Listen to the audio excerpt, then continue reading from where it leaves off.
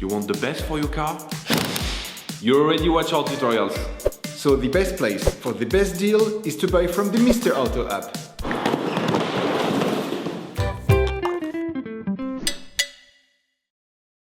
You will find the bulk stabilizer sway bar links used in the video exclusively on the Mr. Auto website and through the link in the description. Turn your engine off and pull up the handbrake. Loosen the stud bolts on the front wheels. In order to change the sway bar links on your vehicle, it is necessary to lift the front of your vehicle and to remove the wheels to have complete access to the suspension system. Lift the front of the vehicle. Place the vehicle on the axle stands. We strongly suggest watching our tutorial, raising your Megane 4 safely, before carrying out this step. Don't forget to slide the wheels under the vehicle.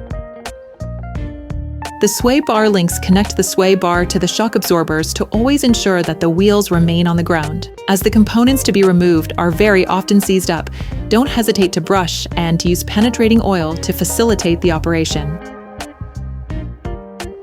To replace it, start by releasing and removing the upper ball joint of the sway bar links.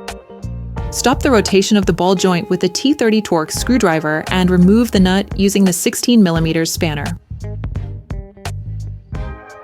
Repeat the operation on the lower ball joint.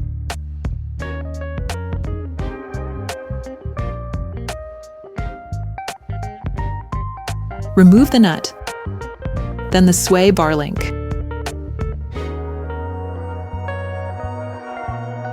Okay, guys, if we can share this video with you and help you save a lot of money, it's also thanks to our partner, Mr. Auto. So, if you want to support us and buy the part for this operation, visit their website. Okay, back to work. You will find the bulk parts and products used in the video on the Mr. Auto site and in the link in the description. Clean and apply silicone grease to the parts of the shock absorber that will be in contact with the sleeves.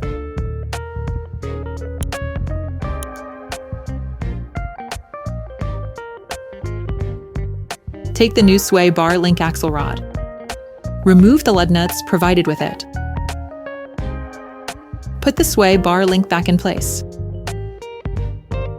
Tighten the nut using a 16mm spanner. Stop the rotation of the ball joint with the T30 Torx key.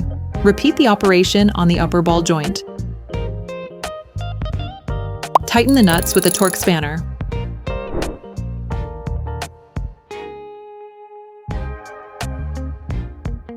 Then you will be able to put the wheels back on your vehicle.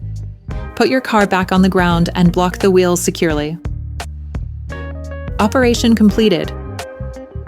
Hi, it's Theo from Usetool. I hope this video has helped you a lot in your car maintenance. We would be super grateful if you could spread the word so that we can produce even more tutorials. Simply give us a like, a comment, and hit that subscribe button. It really helps us boost the channel and help the whole community. Thanks a lot and have a great one.